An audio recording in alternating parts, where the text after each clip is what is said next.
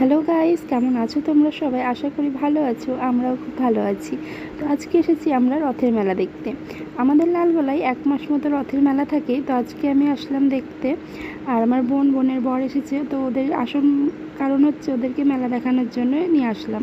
তো এই প্রথমে মন্দিরে ঠাকুর দর্শন করে নেব। তো মন্দিরের ডান পাশেই মেলা শুরু হয়েছে।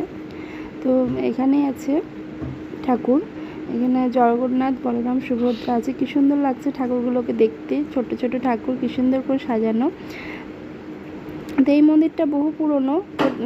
আরেকবার এসেছিলাম, তো মন্দিরটা পুরো ভাঙাচোরা ছিল। তো এবার দেখছি ঠিক করেছে। তো খুব সুন্দর লাগছে মন্দিরটা দেখতে, যে প্লাস্টার, রং, মার্বেল বসানো সব মন্দিরটা পুরোটা ঠিক করেছে। আর এইদিকে আরও ঠাকুর বসবে, এখনও বসেনি। তাই আমরা পুরোটা ঘুরে ঘুরে দেখছিলাম। তো মন্দির থেকে বেরিয়ে এবার আমরা মেলায় আসবো। তো মেলায় গেলাম। মেলায় আমার মেয়ে ওর বাবার সাথে অনেকবার এসেছে, কারণ আমাদের বাড়ি থেকে বেশি দূর না। তো ওর বাবার সাথে প্রায় প্রতিদিনই আসতো মেলা দেখতে। আমার আসা হয়নি, আমার শরীরটা ভালো ছিল না, সেই জন্য আর কি মেলা দেখতে আসিনি। তো আজকে আমার বোনদেরকে নিয়ে আসলাম।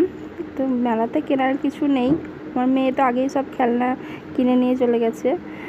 তাও দেখি ওর খেলনা ছাড়া আর কিছুই চোখে পড়বে না। আর আমারও নেওয়ার মতো কিছু নেই। আমি শুধু ওই মেলার মধ্যে আমার কাপ প্লেটগুলোই নিই, ওগুলোই ভালো লাগে। এই যে অনেক বড় মেলা পুরো 1 মাস মতোই থাকে। আর এই যে ফুলগুলো কত সুন্দর লাগছে দেখতে, তাই না? তো ভাবছিলাম নিব, তো কিন্তু ঘরটা ঠিকঠাক করে তারপরে নেব, এখন আর নিব না। তো আর প্রথমে ঘরটা ঠিক করে নেব, তারপরে আবার তো পরের বছর মেলা হবে, তখন নেব। তো আমার বোনকে একটা কানের নিয়ে দিলাম, আমি একটা কানের নিলাম। এইদিকে আমার মেয়ে আবার নেবে ওই ক্লেগুলো, তো ক্লে কিনে দিলাম ওকে। তো এবার নাগরদোলায় চাপবো। তো নাগরদোলায় ওর বাবা গেছে টিকিট কাটতে, তো আমরা দাঁড়িয়ে আছি। তো নাগরদোলায় উপরে উঠে আমি এখন ভিডিও করছি। নাগরদোলা যখন চলছে তখন ভয় লাগছিল, যখন দাঁড়িয়ে আছে তখন আমি ভিডিওটা করলাম। ওর বাবার সাথে আমার মেয়ে এসেছে, কিন্তু কিছুতেই চাপেনি, কারণ ওর বাবা সব কিছুতে চাপতে ভয় করে। তো সেই জন্য আমার সাথে চাপবে, সেই জন্য আমি আবার চাপলাম। তো মেলা টেলা দেখা হয়ে গেলে আমরা এখন একটা রেস্টুরেন্টে এসেছি। এটা নতুন খুলেছে লালগোলাতে, পেটুক রেস্টুরেন্ট। তো আমি খাবার এর আগে খেয়ে দেখিনি কেমন। তো প্রথমে আসলাম, তো দেখি কেমন খাবার পাওয়া যায়।